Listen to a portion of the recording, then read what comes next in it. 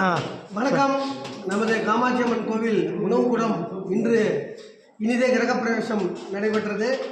தற்பொழுது கிரகப்பிரவேசம் முடிந்து நமது மக்கள் அனைவரும் உணவருந்து கொண்டிருக்கிறார்கள். இதுவரை இந்த உணவுக்கூடத்திற்கு நிதியளித்த அனைத்து நல்லுள்ளங்களுக்கும் மிக்க நன்றி நன்றி நன்றி. ஒத்துழைப்பு கொடுத்த அனைவருக்கும் மிக்க நன்றி.